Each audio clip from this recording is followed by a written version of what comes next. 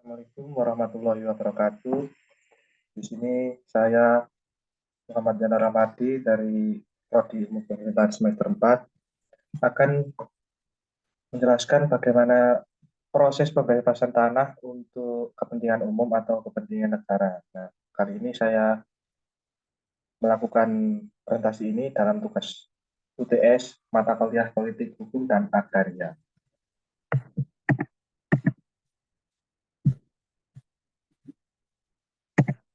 Nah, pertama yaitu landasan hukum.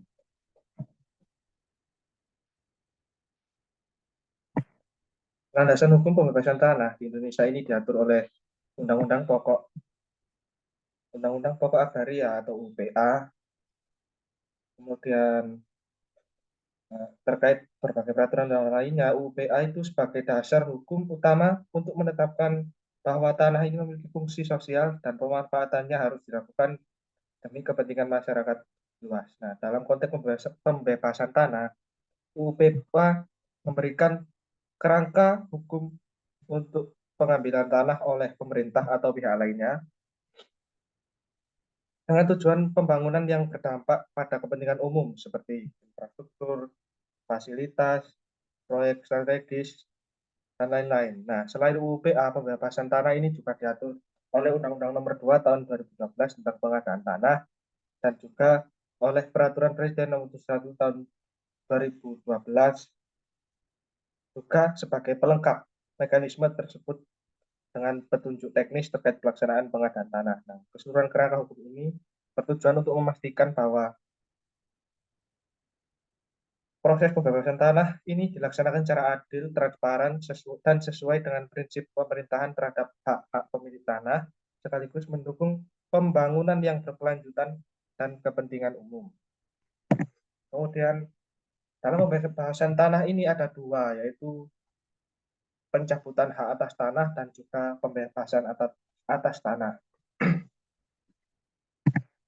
Nah, pembebasan tanah atau pelepasan hak tanah ini adalah pelepasan hubungan hukum antar seseorang dengan tanah yang dimilikinya dengan cara pemberian ganti rugi yang besarnya didasarkan pada musyawarah kedua belah pihak.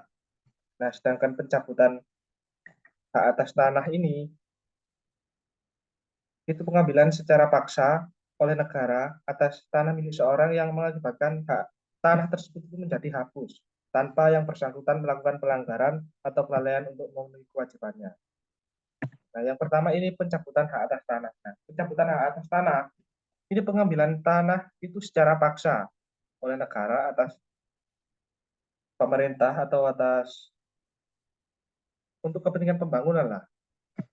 Nah, dalam landasan hukumnya sendiri yaitu ada UU nomor 20 tahun 1961, kemudian PP nomor 39 tahun 1973 dan Impres nomor 9 tahun di dalam PMDN nomor 15 tahun 1975, PMDN nomor 22 tahun 1976, surat edaran Dirjen Agraria, surat edaran agraria BTU dan lain-lain. Nah, untuk melaksanakannya ini harus dengan persyaratan yang tegas dan ketat. Nah, yang pertama ini pencabutan hak hanya dapat dilaksanakan bila mana kepentingan umum benar-benar dikehendaki. Nah, unsur kepentingan umum ini harus tegas menjadi dasar pencabutan hak ini. Jadi harus jelas proses dalam pembangunan ini, misalkan mau dibuat jalan, nah itu harus jelas agar apa pencabutan hak ini itu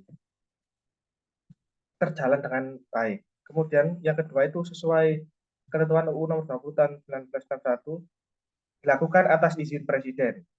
Nah, nomor tiga itu hak atas tanah itu harus disertai dengan ganti rugi yang layak. Nah, pencabutan hak yang dilakukan oleh pemerintah tanpa memindahkan persyaratan tersebut itu merupakan perbuatan melanggar hukum atau wewenang oleh pemerintah. Nah, jadi secara sederhananya pencabutan hak atas tanah ini apabila mau dilakukan sebuah proyek pembangunan untuk umum atau untuk negara dan apabila yang punya tanah itu bermasalah entah tidak mau apa tidak mau tanahnya itu dibuat untuk pemerintah dibuat untuk masyarakat atau dibangun sesuatu untuk masyarakat, atau tanah tersebut masalah dalam pembayaran pajak, nah itu maka dilakukan hak pencabutan tanah ini, pencabutan hak atas tanah ini. Kemudian yang kedua, pembebasan tanah. Di mana pemerintah atau entitas lain mengambil alih atau membebaskan lahan dari kepemilikan pribadi untuk kepentingan publik. Ini bisa dilakukan untuk proyek infrastruktur seperti pembangunan jalan dan lain-lain. Nah, yang pertama ini peraturan Kemendagri, Menteri Dalam Negeri, nomor 15 tahun 1975 tentang ketentuan mengenai cara-cara pembebasan tanah untuk kepentingan pemerintah. Dan kedua, Peraturan Menteri Nomor 2 Tahun 1976 tentang penggunaan acara pembebasan tanah untuk swasta. Kemudian Surat Edaran Direktorat Jenderal Agraria 8 Februari 1978 nomor BTU 2/286/1979 tentang PMDN nomor 15 tahun 1975 tentang ketentuan mengenai cara-cara pembebasan tanah. Nah, jadi kalau pembebasan tanah ini antara yang memiliki tanah dan pemerintah atau seseorang yang melakukan pembebasan tanah ini melakukannya dengan musyawarah dan ada kesepakatan antara mereka berdua.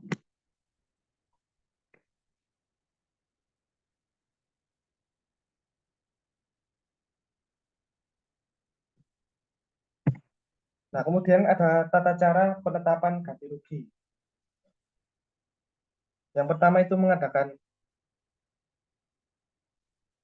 inventarisasi dari serta penelitian setempat terhadap keadaan tanahnya, tanaman, tumbuh-tumbuhan, dan bangunan. Kedua, mengadakan perundingan dengan pemegang hak atas tanah, bangunan, serta tanaman. Ketiga, menafsir besarnya ganti rugi yang diberikan pada yang berhak. Keempat, membuat berita acara pembebasan tanah disertai fatwa pertimbangannya. Kelima, menyaksikan pelaksanaan pembayaran ganti rugi kepada yang berhak tanah, bangunan, dan tanaman tersebut. Nah, itu tadi beberapa tata cara penetapan ganti rugi. Nah, apabila penetapan bentuk besarnya ganti kerugian ini tidak diterima oleh pemegang hak tanah atau tidak sesuai dengan yang punya tanah, pencabutan ini dalam pasal 8 UU nomor 20 tahun 1961 itu pengadilan berkewajiban melakukan pemeriksaan kasus tersebut. Nah, hal ini diatur juga dalam Peraturan Pemerintah Nomor 39 Tahun 1973 tentang cara penetapan ganti rugi oleh Pengadilan Tinggi sehubungan dengan hak-hak atas tanah benda yang ada di atasnya. Nah, jadi misal ganti ruginya itu tidak menguntungkan bagi pemilik tanah, itu bisa mengajukan banding. Kemudian, nah, di dalam instruksi Presiden, ini telah tentukan bahwa pembangunan yang bersifat kepentingan umum itu ada 4. Yang pertama, kepentingan untuk bangsa dan negara, kepentingan masyarakat luas, kepentingan rakyat banyak, dan kepentingan pembangunan. Nah, kepentingan untuk bangsa dan negara ini misalkan di militer, pertahanan, dan keagamaan, masyarakat luas, rakyat banyak seperti jasa umum, kesehatan, dan pembangunan di kesejahteraan sosial, pariwisata, dan lain-lain. Nah, dalam mekanisme tentang pembebasan tanah ini ada 2. Yang pertama ini dengan acara biasa. Nah, dalam acara biasa, pihak pemohon atau instansi yang membutuhkan tanah, misalkan pemerintah, itu menyampaikan permohonan kepada Presiden dan dengan perantara Menteri Dalam Negeri atau Dirjen Agraria, disertai alasan dan cara-cara seperti ditentukan pada pasal 2 ayat 2 Undang-Undang Nomor 20 Tahun 1961, yaitu rencana peruntukannya dan alasannya itu bahwa untuk kepentingan umum harus dilakukan pencabutan hak itu, kemudian keterangan tentang nama yang berhak jika mungkin, serta letak luas dan macam hak dari tanah yang akan dicabut, haknya, serta benda-benda yang bersangkutan. Kemudian yang terakhir, rencana penampungan orang-orang yang akan dicabut itu kalau ada juga orang-orang yang menggarap tanah atau menempati rumah yang bersangkutan. Nah, jadi dengan acara biasa ini kita harus sebagai yang semisal yang mau membuat pembangunan, itu pertama harus dengan perizinan presiden, kemudian harus jelas, dan kemudian ini kita membuat rencana bagaimana memindahkan orang yang tanahnya ini kita jadikan pembangunan, mempersiapkan bagaimana ganti ruginya. Nah, itu secara jelas, dan masyarakat yang tanahnya dibuat untuk pembangunan itu sama-sama saling mengerti, jadi sepakat gitu. Kemudian yang kedua ini dengan acara luar biasa. Nah, atau acara khusus dengan cara luar biasa atau acara khusus ini memungkinkan dilakukan secara lebih cepat. Nah, keadaan mendesak ini misalnya dalam hal terjangkit wabah penyakit dan timbulnya alam di mana diperlukan tempat penampungan segera. Pertama itu dalam pasal 6 UU nomor 20 tahun 1961 itu menyimpang dari ketentuan 3, maka keadaan yang sangat mendesak memerlukan penguasaan tanah atau benda-benda yang bersangkutan segera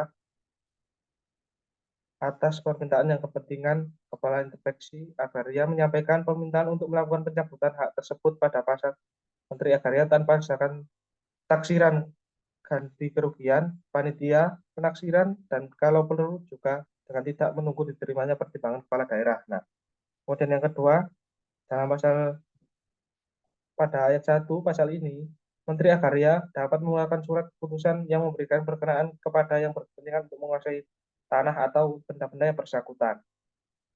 Yang ketiga, jika telah dilakukan penguasaan atas dasar surat keputusan tersebut pada ayat 2, maka bila mana kemudian permintaan pencabutan haknya tidak dikabulkan, yang berkepentingan harus mengembalikan tanah atau benda yang bersangkutan dalam keadaan semula atau mengganti kerugiannya.